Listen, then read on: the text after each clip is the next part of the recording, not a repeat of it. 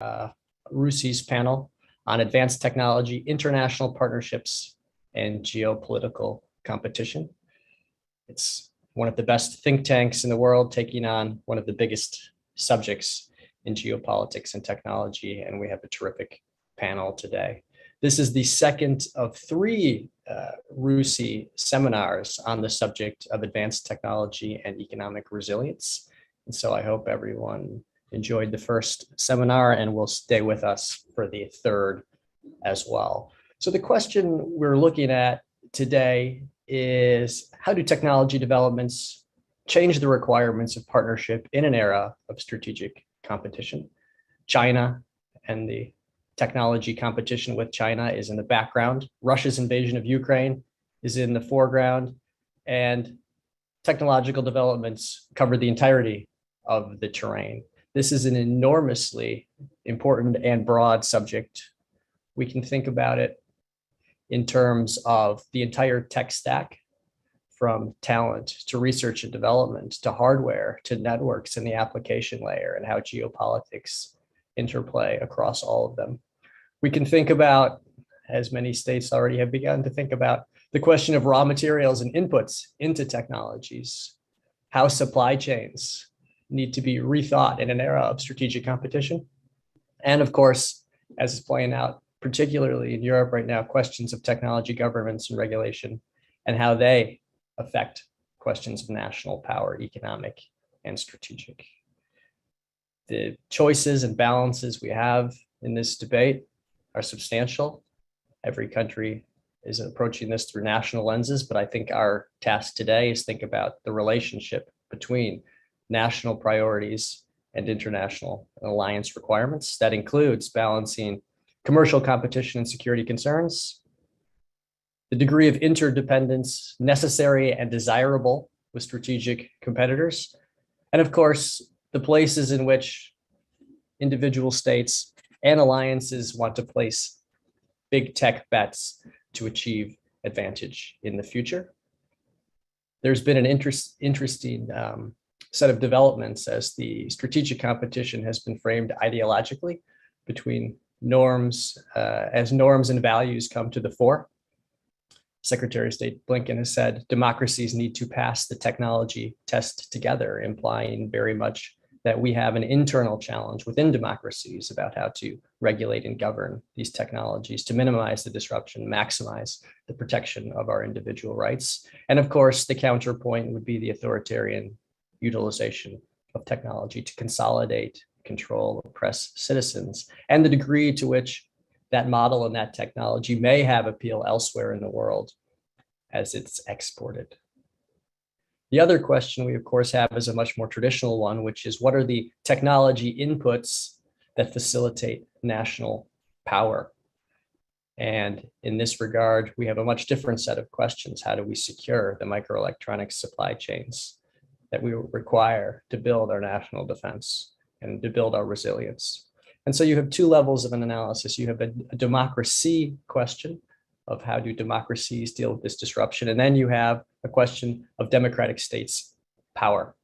In order to bound this, we've asked our panelists today a series of core questions that they're going to try and answer. First, what are the most promising areas of democratic and emerging technology partnership? Two, what are the values that liberal democracies would like to see encoded in emerging technologies? This touches again on the intersection of ideology and partnership. And how can they do so in cohesive ways that did not fragment the democratic community? Three, what are the incentives or the value propositions for countries that may not see the ideological dimension of the problem quite so clearly? What incentives would they have to adopt democratic approaches, particularly in the global South? And then how do we sequence domestic and international coordination? Do we need to get our domestic houses in order before we build alliance partnerships, or can they proceed together and in tandem? And then the question that has been on all of our minds is, how does the Russian invasion of Ukraine change how we think about the intersection of geopolitics and technology? And so we're delighted to have really just an astounding and talented and experienced panel to talk about these issues. Ambassador Sylvie Berman, a RUSI trustee and the former French ambassadors to Russia, the United Kingdom, and China. No one better positioned to weigh in on the geopolitics of this issue than Madam Ambassador. Agatha Damaris, the Global Forecasting Director at the Economic Intelligence Unit. Chris Jones, the Director of Technology Analysis at the Foreign Commonwealth and Development Office, and John Lee, the Director of the East-West Futures. Our run of show today is going to be concise and tight, fitting of a big subject. Ambassador Berman is going to provide some opening keynote remarks. We'll have each of our panelists provide a reaction. We'll then turn it back to Ambassador Berman for her counter reaction. I'm sure it'll be friendly. And then we'll open it up to everyone in the audience for a question and answer. And so with that, Madam Ambassador, over to you.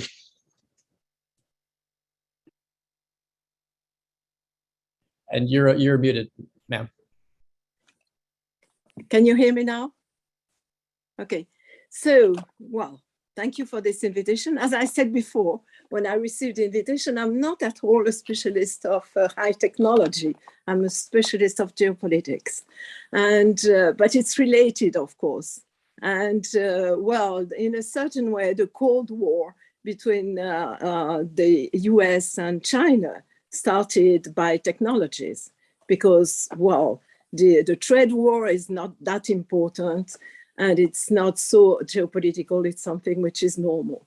But this technological war is a bit different, of course.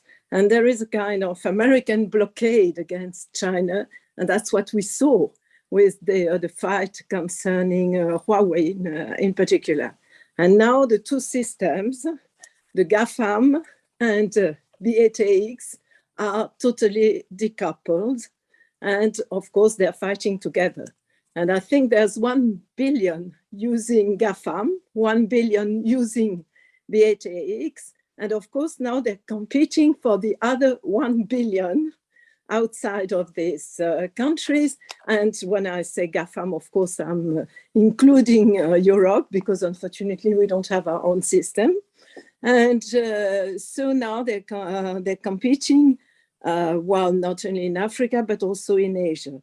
And I think this is something which is very important. Of course, in this Cold War, between, well, it's a new type of Cold War, but nevertheless, I think it is a Cold War. And afterwards, I will talk about the hot war with Russia, of course. Of course, on the Silk Road project, the is, well, very based on technology competition as well. And when you talk about technology, you talk also about standards, norms, and of course, it is a question of influence.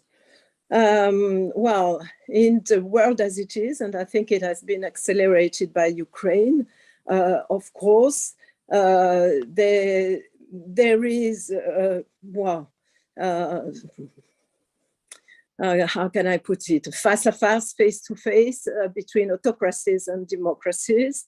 And so, of course, we have to react to, for instance, cyber attacks and interferences. But what is interesting, in fact, is that this war against Ukraine is not a technological war, in fact. It is something which is more similar to a war of the 19th or the 20th century.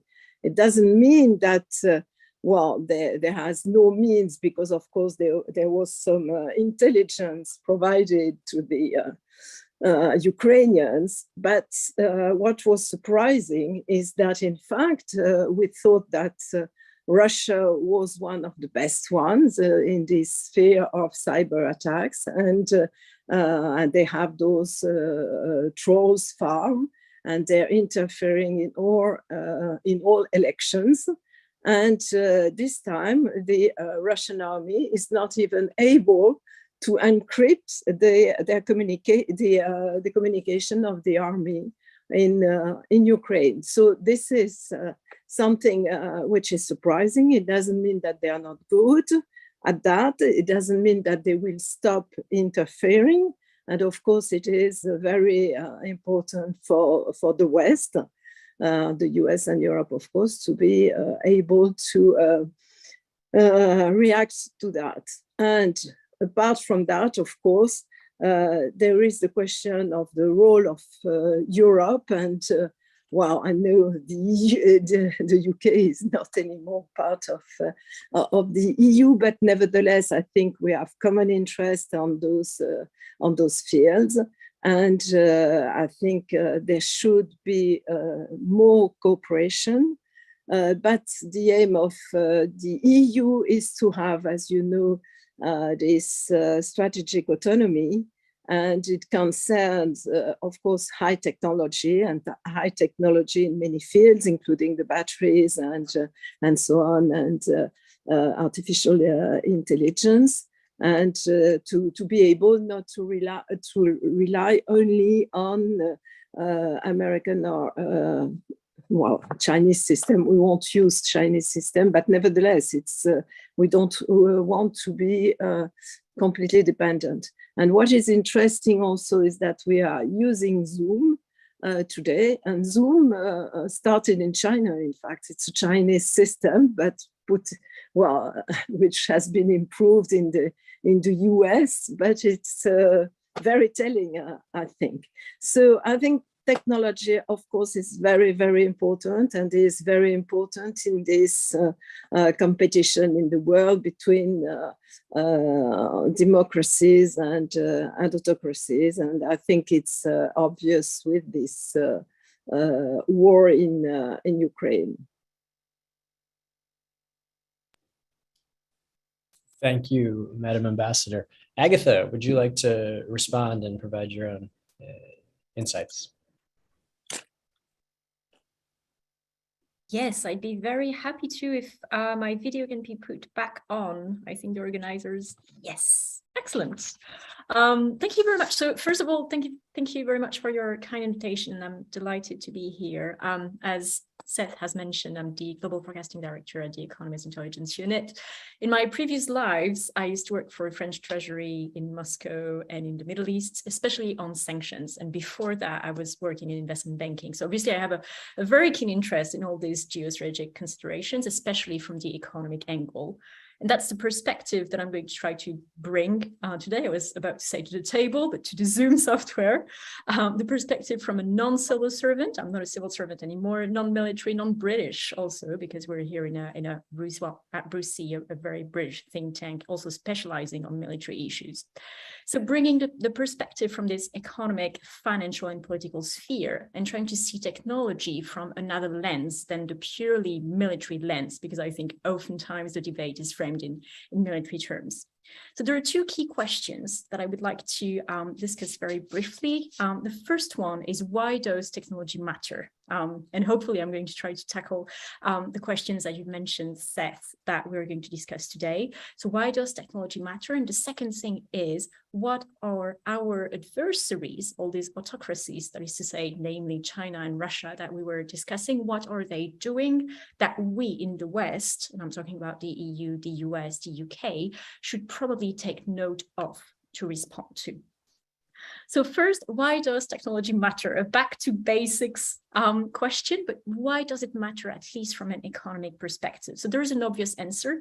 Obviously, from many people in this room, at least from the military perspective, or two meanings: having the best weapons to attack an enemy, the best weapons, or the second meaning would be deterrence, of course, having the best deterrence capabilities to prevent any attacks. And I was listening to a few people that were, just like Ambassador Berman has mentioned, that were a bit surprised that we haven't seen more cyber attacks happening between the US and Russia so far in the context of the war in Ukraine. It could be because there is deterrence on both sides. That is to say that both sides know that the other side would react very strongly to big cyber attacks. But there are two other aspects of technological superiority from the economic lens that I wanted to mention, and these two aspects matter to gain economic advantage. The first one is that technology is key to long-term economic growth. What do I mean by that? Well, essentially, there are two determinants to long-term economic growth. When I say long-term economic growth, it would be in a few decades' time, say by 2050, 2060, what will be the global league table in the economic field of countries, the G20 of tomorrow, to put it differently. And this depends on two factors. The first one is demographics, and the second one is productivity growth. These are the two main factors in pretty much all the long-term economic models. And actually, there's a lot of bad news for Western countries. Well, the demographic projections don't look too good in most Western countries. If you take a look at the data for the UK, well, actually, the latest data from the ONS, the International Statistical Office, show that the UK population will peak in 2060. And that will have obviously consequences from the economic perspective, because if we have fewer people living in Great Britain, obviously the British economy will shrink, which has a very big impact on the global long-term economic table that I was mentioning, especially at a times when emerging markets see their population rising very fast. So that is very significant.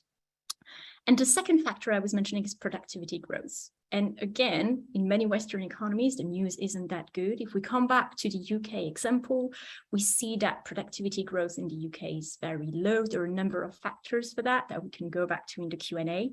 But essentially, the real bottom line here is that we will need technological advantage and technological innovation to compensate for this situation and to boost productivity growth to remain long-term economic powers at a time when China is battling for economic dominance. The second thing that I wanted to mention, why does technology matter, is global technological standards. And it's one of the questions that we're going to discuss today. I wanted to give an example here. I suppose many people on the Zoom call have heard about WAPI, but maybe some people haven't. WAPI is the Chinese equivalent to Wi-Fi. I suspect many of us are using Wi-Fi to connect to Zoom today. Well, essentially, China has long been pushing to have WAPI replace Wi-Fi, because unsurprisingly, it gives more oversight for governments on people who use the WAPI standards. And why is China able to push for Chinese standards? Well, essentially because China is becoming a global tech power. I'm going back to this idea that China is going to be a long-term, well, a big economic power in the long term. In 2032, 2033, depending on the forecasts, China will be the world's largest economic power. And so China is using this strength to literally invade standard-setting bodies such as the International Standards Organization, the International Electrotechnical Commission, all organizations that we don't really care about oftentimes in non-specialized fields, but that are very important because China is using these standard organizations to actually push for Chinese standards to be adopted around the world. And this is especially happening on the Belt and Road Initiative countries. For instance, those countries that joined the digital Silk Road will use Chinese infrastructure and Chinese standards, like say, for instance, Serbia or Pakistan, and they will be locked in the long term with these standards. So to finish this first part, and then I'll say a few words briefly about the competitors and adversaries and what they're doing in this field.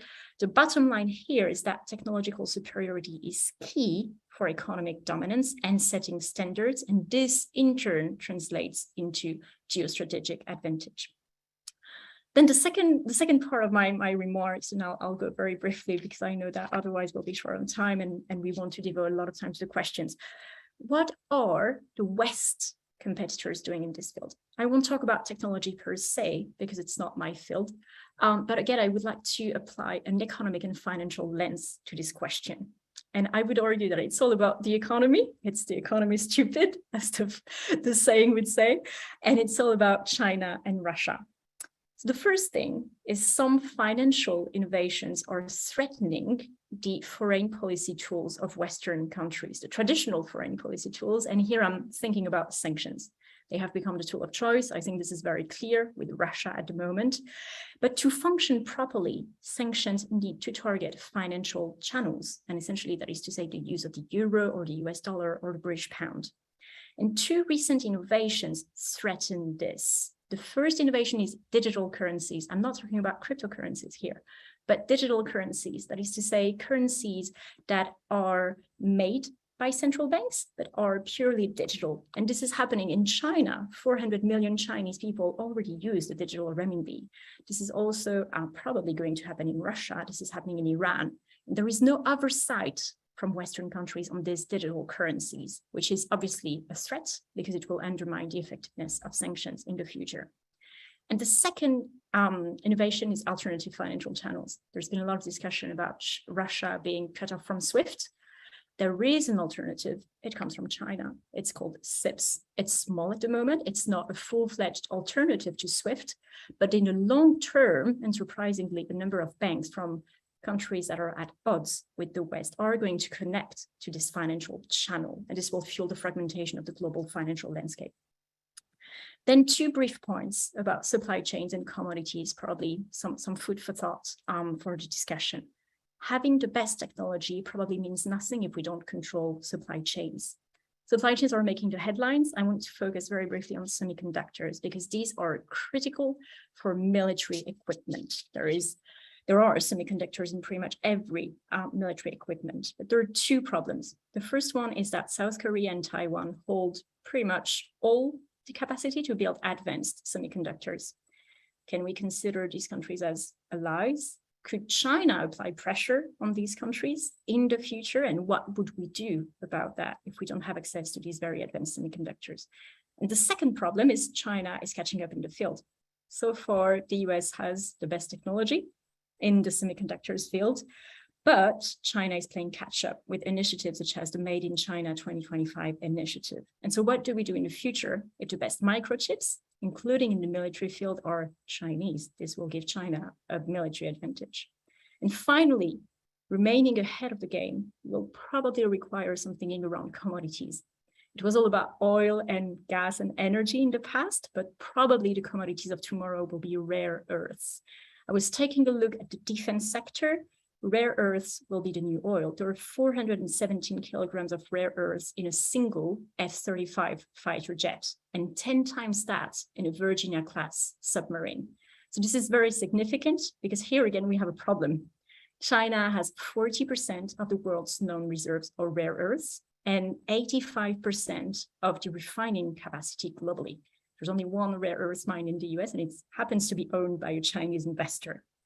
And so China has long known that this would give the country an advantage. And actually, there is a risk in the future that China could cut the access of Western countries to rare earths. This has happened in the past in 2010 with Japan following a dispute, in a territorial dispute around Ireland. So this is a real threat that I know the Pentagon is taking very seriously, but it's probably one thing that policymakers will need to have a think about in the future. These are my intro remarks, and essentially the bottom line here is technology matters for economic dominance, and it's all about the economy to make sure that in the future, in this battle against autocracies, all about Russia and China, Western countries can retain the advantage. Thank you very much.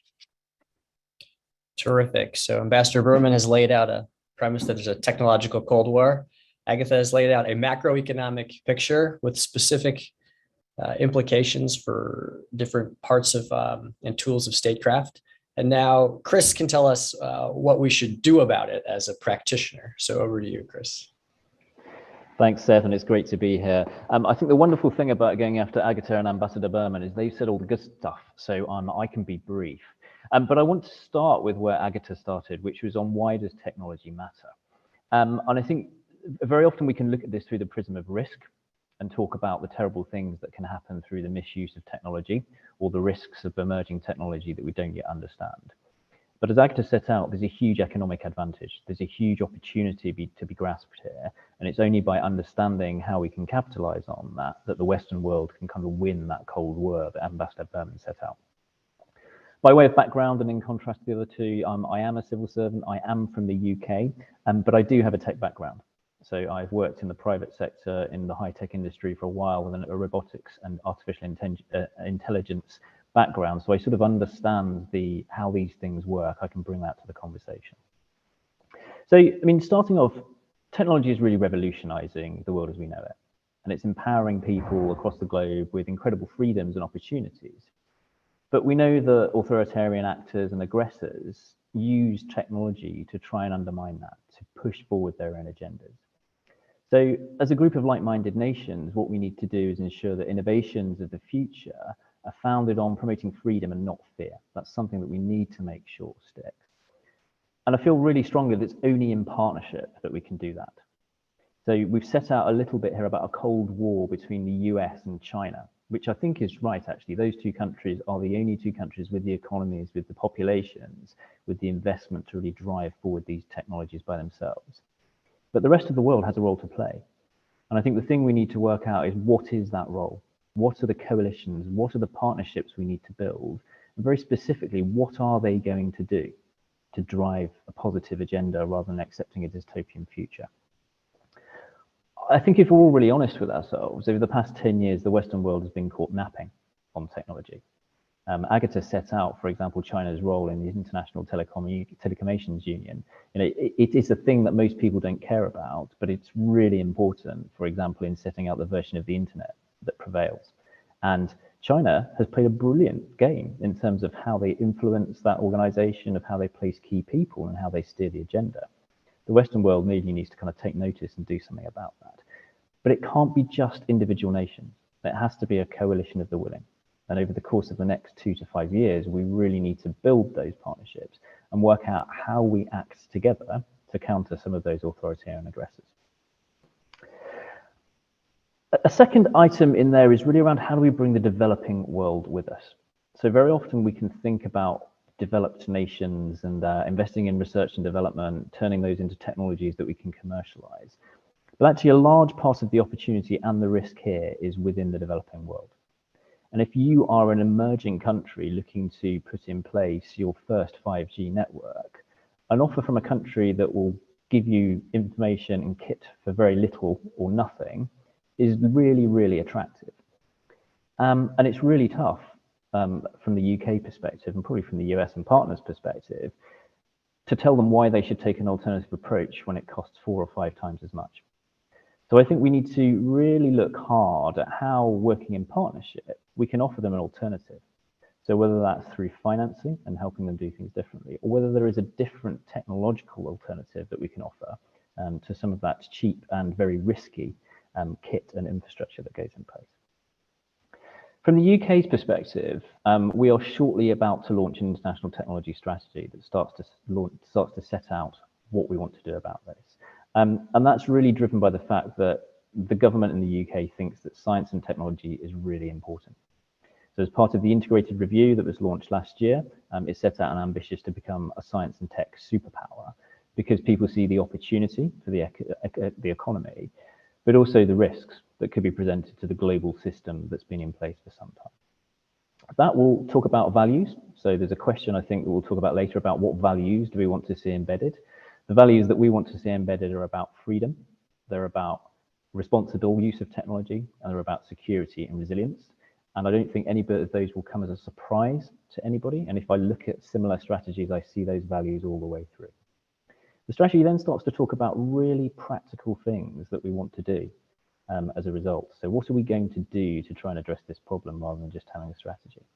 So it talks extensively about partnerships. So how are we going to build partnerships? What will they do? And how will we prioritize? I think from the UK's perspective, we have to be very clear that we are a relatively small nation with big ambitions, but we have to prioritize where we put our effort to make sure that it's the best of things. It will talk about economic opportunity. It will talk about national security and how we protect the national security of ourselves and our partners, because those two things are intertwined. But it will bring those two things together, because economic security is national security. And if we can crack one, then we have a fighting chance of cracking the other. And it will also double down on how we want to support the developing world. So how will we make available technology that can help developing countries to improve their own economies, reduce their reliance on very unattractive offers from our perspective, but also how can we help finance sustainable growth within those countries? So let me pause there. I know we've got a lot to get through, but really looking forward to the questions and discussion. Terrific, Chris. You've laid out a great partnership agenda. John. Good morning or afternoon, as the case may be, and thank you very much to Lucy for the invitation. Perhaps a little background to introduce myself. I am director of the East-West Futures Consultancy and previously was a senior analyst at the Mutato Institute of China Studies, prior to which I worked for the Australian Department of Foreign Affairs and Trade, and before that for the Department of Defense. So I like to think that I bridge the divide between the civil service and the think tank world. My focus has been on digital technology, in particular on semiconductors, telecommunications, and data governance, all of them, as my fellow panelists have pointed out, becoming surprisingly sexy subjects in this age of technology competition. Today, I'd like to focus my remarks on the nature of technology development in today's world and its relationship with international politics. I'm happy to get into issues of particular technologies and political questions in the Q&A session, including, of course, on China, which is my specialty. I think we've been accustomed to think about technology as an autonomous force, the march of progress, which is divorced from the workings of wider society. And the politicization, if you like, of technology in the context of the worsening relations between China and the US, especially over the last few years, has brought home to many people that, in fact, technology is not autonomous, but it's socially designed for specific purposes. And its effects are expressed through social relations. Many technologies in today's world are ubiquitous, but applied in different ways around the world. And here, again, the well-known example of the internet comes to mind, which runs on basically the same technologies everywhere, but in certain countries, notably in China, is implemented in distinct ways that privilege certain political values, in China's case, extensive state control. And many of these technologies have been developed collaboratively across national borders, which means that today, when we're talking about telecommunications or semiconductors or a whole range of sophisticated products, we can't simply characterize them as reflecting this or that government's political values. There isn't a direct relationship between a state's political system and the technology that it produces, or that its firms and citizens contribute to transnational R&D processes. And Chris mentioned earlier the ITU, the 3GPP, and other forums that are participated in by firms of many different countries have been critical to developing modern day wireless communications and other technologies that we rely on today. So to reiterate the point, technology development is not as simple as autocratic countries producing autocratic technologies and democratic countries producing democratic ones. The development and use of technology is much more context specific than that. If we use again the example of the internet, that was developed for a very specific purpose in the United States. But today it's a foundational technology around the world, and it has quite different political implications worldwide, including incidentally within Western countries, where, as everyone attending this webinar will know, we are having an ongoing discussion about the negative social consequences of the ways in which we have allowed the internet to be developed and used by powerful actors in our societies. What this means is that we must be as specific as possible when evaluating the relationship between politics and technology. So once more, if we return to the example of China's internet, the issue is not the nature of the technology itself, but rather how it has been implemented by the Chinese government in certain contexts. And if we come to the issue of a divide between authoritarian and democratic societies, we need to look below the surface. So it's definitely a more complex question than a particular country having certain features of a democracy, like an elected legislature. That doesn't tell us much about how they are using specific technologies in specific ways. If we take the example of India, for example, which is often enlisted as a democratic country in evaluations of the global technological balance. India is a country which has in place what is arguably the most comprehensive biometric identification system in the world, Aadhaar. And certainly within India, there's a lot of discussion about the use of this technology for discriminatory purposes. For example, to discriminate against people who are not Hindu by religion, between castes, and so on. So it is a very granular discussion we must have before we can reach conclusions about how technology must be governed in particular contexts. And this must be a deliberate exercise. Ethical standards must be intentionally built into technology's design. The EU's regulation has already been mentioned today. The proposed Artificial Intelligence Act, for example, would place certain limitations on the use of facial recognition and other AI applications which reflect particular political values such as privacy. Then another well-known example, of course, is the use of autonomous weapon systems, drones in warfare, and the need to keep a human in the loop, for example, in order to ensure compliance with the laws of war. Some key points looking forward, and again, I'm happy to talk about particular technologies in more detail in the Q&A. But to generalize, as I mentioned before, much technological progress over the last few decades of globalization has been transnational in nature. And that means it's relied on the transnational economies of scale, which companies have been able to reap by selling into markets worldwide. If we talk about a more balkanized global economy, necessarily these economies of scale will be reduced, which will impose penalties. And Agatha mentioned semiconductors before. This, of course, has been a flashpoint for the geopolitical tensions around technology. By some estimates, the cost of regionalizing what is currently a global supply chain among a smaller group of countries would run into truly astronomical sums. The numbers are not at my fingertips, but certain studies, for instance, have projected that we might be talking about trillions of dollars simply to reach the same production levels that we were at years ago, and with 30 to 40% price rises in products. Just to put in perspective what it means to reduce the economies of scale that many modern digital technologies are built. Rare earths have also been mentioned. Obviously, a lot of attention has been given to the dominance of Chinese firms in this supply chain and this the potential leverage that this might give Beijing. But of course, we also have to consider the resilience issues around the need for the climate transition to renewable technologies, and the fact that without utilizing Chinese companies, given the realities of the supply chain, the world will simply not be able to meet its climate change mitigation targets within a meaningful time frame. So once more, it is a multifaceted issue which needs to be examined subject by subject at a high level of detail. Perhaps some closing comments regarding the particular questions that we are focusing on in today's session. While foundational research and standard setting is important, many political implications of technology are going to be driven by their real-world implementations and the first mover advantages that accrue. So once again, the example was given before about the adoption by countries of 5G and 6G telecoms networks and the systems built upon them. For example, self-driving car ecosystems, the industrial internet, and so on.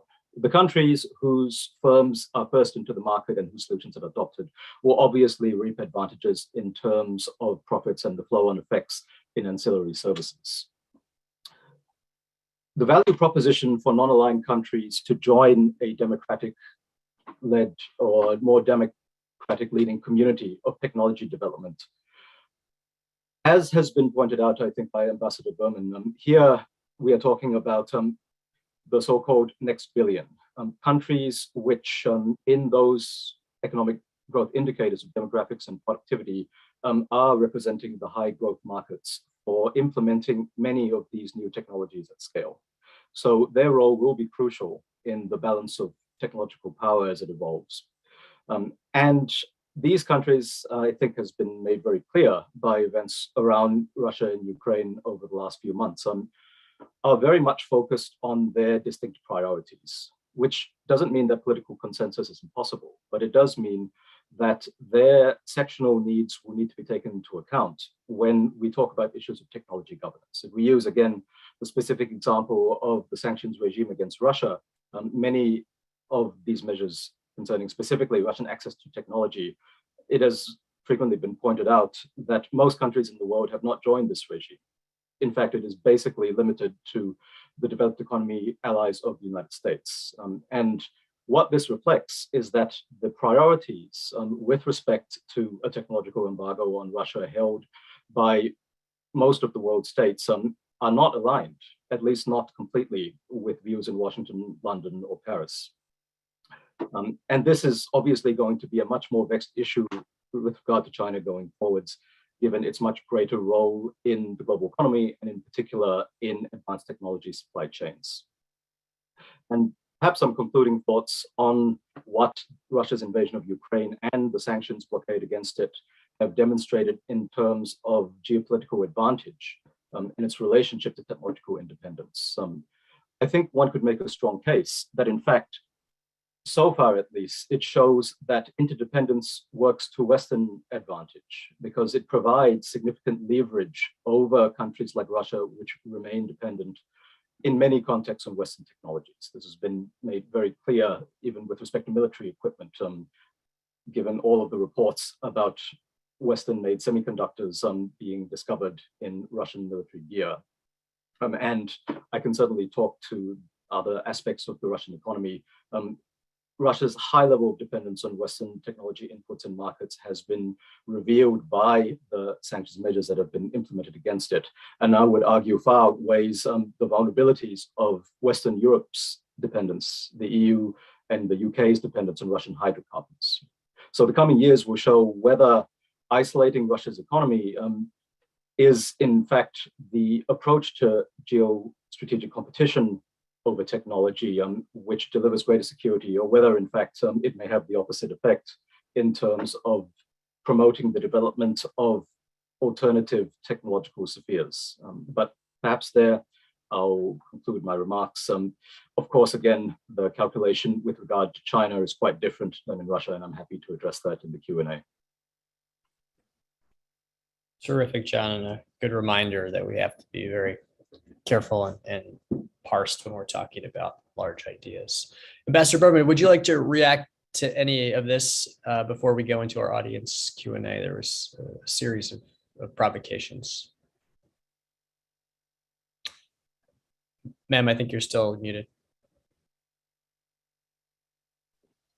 Yeah, I think what Agathe mentioned about digital currency is very important because in fact, China and Russia are looking for some de-dollarization of economy and trade. And so China is working hard on that. And I think we should pay attention to it. We started in the EU working on the digital euro, but I think the Chinese are more advanced than we are on this field.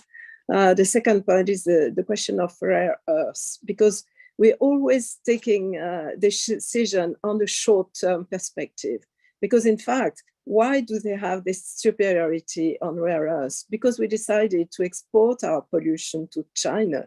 And then afterwards, of course, they are dominant on that and they could use it as a tool against Japan. But it's because of that we started to react.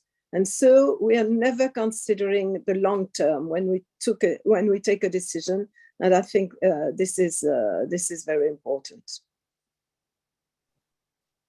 It's a terrific observation and an excellent bridge into our first audience question, which is for Agatha, which is, do current trends point towards more protectionism around advanced technology or greater cooperation between like-minded states? Thanks very much, Seth. And actually, I wanted to go back to 2 points that John Lee made that I found really interesting. The first one about the support for Russia and also China and part of the emerging world. We did some mapping, and actually 2/3 of the world's population live in countries that are either neutral or Russia-leaning when it comes to the invasion of Ukraine, which is often an overlooked aspects in the Western media. And what that means is that Russia and also China have very strong reserves of support in the developing world, and they will definitely try to tap into these reserves of support at a time when Western countries are gradually withdrawing from the emerging world. And the second thing I wanted to mention also to John Lee's excellent points is that export controls are an often overlooked part of sanctions against Russia. There were some export controls on the export of US energy technology to Russia imposed in 2014. And these are a long-term threat to the survival of the Russian economy because it will make it impossible for Russia to explore and develop Arctic energy fields, which are meant to replace fast maturing other energy fields. And the most recent measures target the export of semiconductor technology to Russia. And this is very significant because many of the Russian missiles that Russia uses on the ground in Ukraine, such as Iskander or Caliber missiles, they use semiconductors that are made using Western technology. So it's very significant. To go back to the question about protectionism and collaboration, I think that's a very interesting question. And there are several ways to see it. I would say 4 ways. I think it's a bit of both. That would be the short answer. I think there is protectionism. I think there is collaboration. I think that we shouldn't forget that even if there is a united front of democracies that share values, between ourselves, we are partners, but also we are competitors. And the US, the UK, the European Union, Japan, Australia, Canada, like-minded countries may sometimes often actually have diverging economic interests. That's the way I would say it. Companies are competitors. I mean, US defense companies are competitors to European defense companies.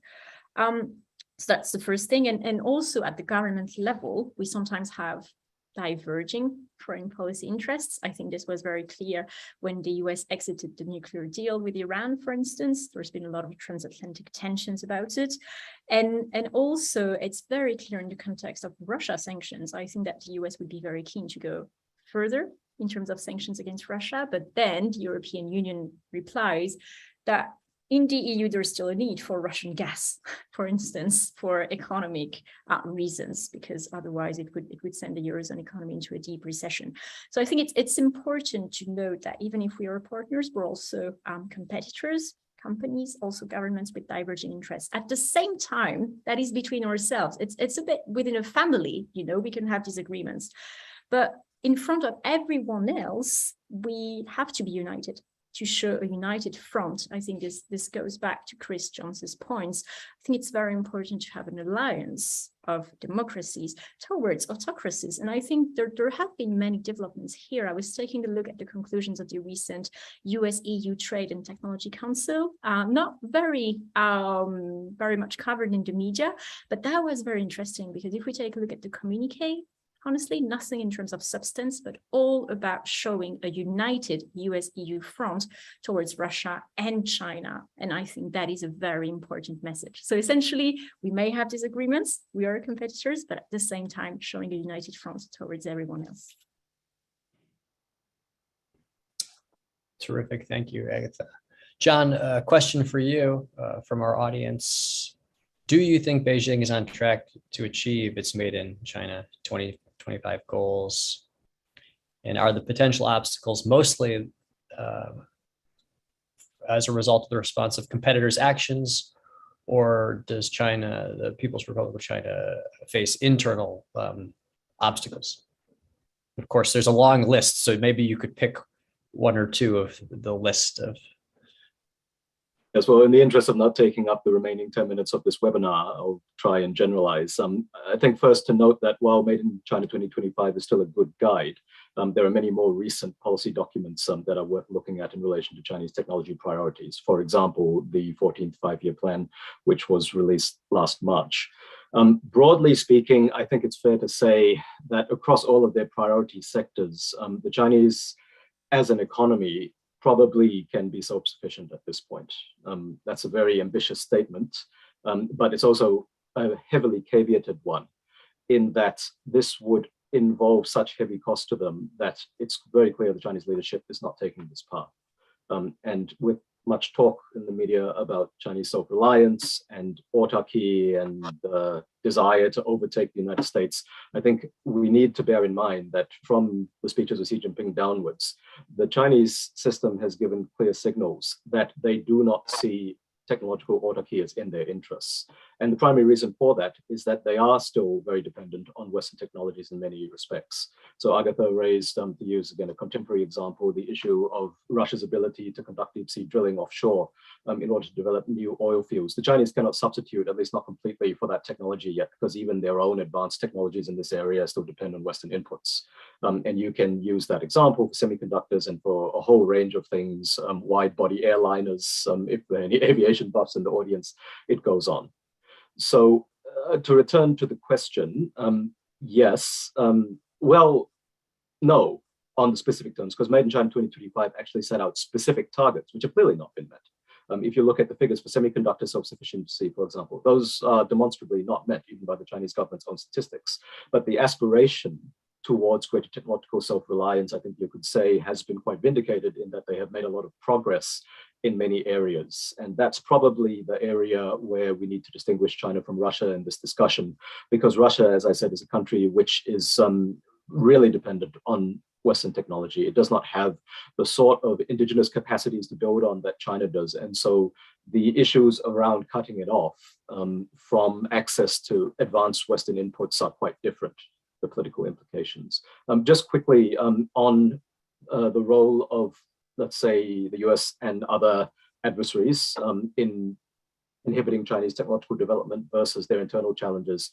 I would say it's probably more the former at this point. China still has a lot of problems internally, their R&D system, their education system, their governance system. There are a lot of holes and much room for improvement. But again, they have been making a lot of progress in addressing those. I would say that the main constraint at this point is the extent to which countries like the United States, which are upstream in the supply chains and have the capacity to choke off key technologies, as we saw with Huawei and semiconductors, choose to exercise that power. But the complicating thing again there is that this may produce short-term gains from a Western viewpoint. Whether that will produce the better long-term outcome in a geopolitical contest with China, I think is very much an open discussion. John has again provided an extraordinary dilemma and paradox and choices for statecraft. Perhaps this question is best directed at Chris, given the question of, and I know you've thought about this deeply, given that every nation has limited resources and almost unlimited technological opportunity, how does a state go about prioritizing? And a question from the audience noted that the UK Ministry of Defense has recently acquired its first quantum computer, which suggests here's an area where maybe the prioritization and resources are clear, at least for the UK. Yeah, thanks, Seth. So, I mean, I think for people that haven't seen the announcement, the MOD is working with a UK company called Orca. They're using their Orca PT1 quantum computer, which is one of the first that kind of works on photonics and light, like to kind of make quantum a reality. So I think there will be some technologies which are kind of no-brainers, and they're the ones that people have spoken about for years. So artificial intelligence, quantum computing, engineering, biology. I think there will be other technologies that are just really important to underpinning what's going on there. And quite a few of the panelists have spoken about semiconductors. And I expect most countries to really focus on how can they shore up their semiconductor industry or their semiconductor supply chains. But I think increasingly countries or democratic countries will want to think about the global challenges that can be solved by technology. And the one that springs immediately to mind is clean or green energy tech. And given commitments made at COP26 by 90% of the world to move away from coal, there's going to be a real drive to have alternatives to that at scale. Now, actually, there are risks in this as well. So should China choose to decide that this is its path, it could really focus on investment into clean and green energy production. That is as a way that China or any other country could export their dominance. So I think there is a precedent set there for the West and the democratic world to really start to invest in that and make sure that there are credible alternatives. I'll pause there, Seth, because I think there will be other questions to answer, but I'm very happy to go into more detail either online or offline if it's helpful. That's terrific, Chris. Thank you, and congratulations to the Ministry of Defense for its progress. So I think we have about 5 minutes left, and it seems to me that this green tech climate contradiction is one that maybe we might want to think about for the last couple of minutes. If your lens is that the substantial threat to humanity is climate change, then China's advantages in some of these technologies aren't so much a threat, but an opportunity and a necessity for the West to engage with. And if you're inclined to believe that geopolitical competition and strategic rivalry with China as an authoritarian state with rising techno-economic and military power is the primary threat, then perhaps you're willing to take an entirely different set of policy choices around the West's dependence on China, whether it's for batteries, rare earths, solar panels. And so I would just, as John has demanded that we all get more specific when we talk about these issues and choices, I'm just wondering how all of you, with your 1-minute answer, would think about that dilemma. And I'll start with Ambassador Berman. Yes, you know what is the strategy of the EU? It's more or less the strategy of NATO also. Is China is a competitor, China is a systemic rival, and China is also a country with which we have to cooperate. And I think this field of green energy is very important, because we won't succeed, and if we don't cooperate with China. Agatha, looking at the macroeconomic long-term trends, what should we do? I think it's all linked. I was trying to have a think. Okay, which of the two should get the priority? But I think it's all linked, because I mean, climate change is obviously a priority for the long-term survival of humankind, but also at the same time, there are very real risks of having China as a dominant superpower, mainly for democratic values. And I think what this means here, if we try to have a think about that, is that we'll need to have everyone on board for climate change. There are some avenues for cooperation, as Ambassador Berman has said, between the EU and China, for instance, to discuss climate change. And actually, that's the only positive thing in the relationship. I would say that's the only topic where there are still discussions. Well, one of the few topics where there are still discussions. So I think that perhaps climate change could be used to steer the discussion and to try to have more partnerships. But that's a very unsatisfactory answer to a very good question. So I'll certainly have a think about this one. Very, very thought-provoking. Chris? Yeah, thanks, Seth. I think this is about common values. I think, as Ambassador Berman says, there are areas where we probably have to work with China. There are areas where we don't want to work with China. So I don't think it's going to be as simple as either or. I think you need to make those decisions. I think it's kind of important, though, to focus on those common values and work out where we have shared equities. So, climate change affects everybody. It doesn't just affect a few countries. So if globally we don't act, everybody suffers. So how do we capitalize on that? How do we build on that to kind of make sure that we've encouraged the right behaviors? But how do we also kind of systematize what we build?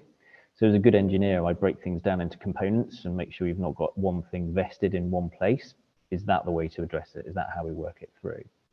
And if I can just kind of take the opportunity to touch on one of the questions that was asked in the chat, which is around how do you basically incentivize the fastest growing countries to join in? If we're talking about India here, this is about working out what India wants. And we shouldn't assume that every country in the world wants the same thing as the UK or the EU or the US. Just not true. But for India, they've got two priorities: growth at all costs and trying to win an existential war with China. So, if we look at it through those lenses, it's quite straightforward to see how you encourage countries to come onto the light side rather than the dark side, if I can paint it that way. Thank you, Chris. And John, you're 30 seconds to close us out. Well, I think we'll have to learn to walk and chew gum at the same time. I think it's clear that geopolitical competition with China is now the main frame, if you like, for international relations, at least from the Western countries' viewpoint. So that will simply have to be addressed. It can't be only Elysian fields of cooperation. But the reality is that China has established quite dominant positions in certain supply chains, which are not going to change quickly, and that other countries are going to be outside, let's say, the North Atlantic community, are going to have different priorities when they're making these choices. So flexibility and calibration as we go along is probably going to have to be the name of the game.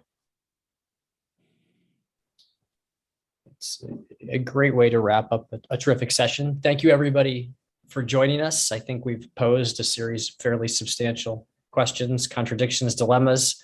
And I think Chris's point that there's a important role for a positive agenda when talking about technology and partnership is one that I think all of us should lead with, and think about going forward. So RUSI looks forward to seeing everybody for their third seminar series, and thanks so much for joining us today. Take care.